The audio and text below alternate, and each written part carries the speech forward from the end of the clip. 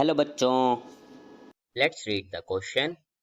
Which of the following statement is are correct? तो हमें बताना है कि इनमें से कौन सी स्टेटमेंट्स हैं जो वो इनकरेक्ट है। तो हमारी पहली स्टेटमेंट है कि electrical work done in 1 second is equal to electric potential multiplied by the total charge passed. उसके बाद है कि charge has to be passed reversibly in order to obtain the maximum work from galvanic cell. उसके बाद है the reversible work done by galvanic cell is equal to decrease in its गिव्स energy. और fourth है कि delta G is equal to minus N E cell. ठीक है, तो हम देखते हैं कि इन चार स्टेटमेंट में बोला क्या गया है। फर्स्ट स्टेटमेंट कहता है कि जो इलेक्ट्रिकल वर्क डन है वो 1 सेकेंड में इक्वल है इलेक्ट्रिक पोटेंशियल से मल्टीप्लाई करके टोटल चार्ज हम जितना लेते हैं उससे। उसके बाद कहता है कि जो गैल्वेनिक सेल है अगर उसका मैक्सिमम वर्क हमें चाहिए तो हमें उसका रिवर्सिबली चार्ज को पास करना पड़ता है। उसके बाद है कि जो रिवर्सिबल वर्क डन होता है गैल्वेनिक सेल का वो इक्वल किसके होता है, डिक्रीज होता है जितनी गिव्स फ्री एनर्जी में। और आखिरी में कह रहा है कि डेल्टा जी जो कि गिव्स फ्री एनर्जी है वो इक्वल टू है माइनस एन ई सेल, मतलब इलेक्ट्रोड पोटेंशियल के। तो देखो फर्स्ट की कॉन्सेप्ट क्या है हमारा। फर्स्ट की कॉन्सेप्ट कहता है कि जो हमारा इलेक्ट्रिकल वर्क डन होता है, इलेक्ट्रिकल वर्क डन होता है वो किसके इक्वल होता है हमारा, वो इक्वल टू होता है हमारा electrical potential multiply by total charge past. ठीक है, ये हमारा फर्स्ट की कॉन्सेप्ट हो गया।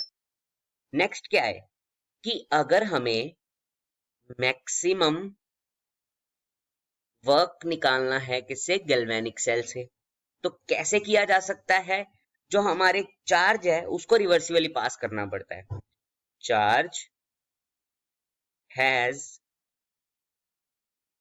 To be passed reversibly. ठीक है, ये सेकंड की कॉन्सेप्ट हो गया। थर्ड की कॉन्सेप्ट हमारा क्या है कि जो गैल्वेनिक सेल है उसका रिवर्सिबल वर्क डन जो है वो किसके इक्वल है, रिवर्सिबल वर्क डन किसके इक्वल है, जितना हमारा डिक्रीज हुआ है इन इट्स गिव्स free energy, gives free energy. ठीक है, ये तीन कॉन्सेप्ट हो गए हमारे। उसके बाद हमारा क्या आता है, चौथा आता है कि जो हमारा डेल्टा जी है वो किसके इक्वल होता है। तो हमारा डेल्टा जी इक्वल होता है एन एफ, मतलब फेरेडे ई सेल, इसके इक्वल होता है। तो देखते हैं अब हम हमारे कितने इसमें से जो स्टेटमेंट्स है वो इसको जस्टिफाई करती हैं। तो देखो विच ऑफ द फॉलोइंग में से सबसे पहले आता है इलेक्ट्रिक वर्क डन। हमारा जो इलेक्ट्रिक वर्क डन है in 1 second is equal to electrical potential multiply by total charge pass. तो बिल्कुल सही बात है, जो इलेक्ट्रिकल वर्क डन है हमारा 1 सेकेंड में वो कितना है, इलेक्ट्रिक पोटेंशियल और टोटल चार्ज पास ही है, तो हमारे ए ठीक हो जाता है। सेकंड है कि charge has to be pass reversibly in order to obtain maximum work from galvanic cell. तो वही तो हमने लिखा है कि मैक्सिमम वर्क अगर हमें गैल्वेनिक सेल का चाहिए तो charge has to be passed reversibly, तो ये भी हमारा ठीक हो जाता है। थर्ड है कि reversible work done by galvanic cell is equal to decrease in its गिव्स फ्री एनर्जी। तो वही बात है कि रिवर्सिबल, देखो यहाँ पे हमारा जो वर्क डन है किसके इक्वल है, डिक्रीज जो हमारा हो रहा है इन इट्स गिव्स फ्री एनर्जी। तो ये थर्ड भी हमारा ऑप्शन सही हो जाता है।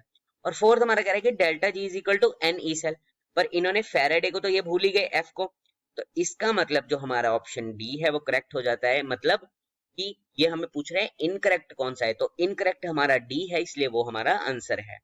ऑप्शन डी हमारा आंसर हो जाता है। ठीक है, हम देखते हैं हमने क्या सीखा इस क्वेश्चन में।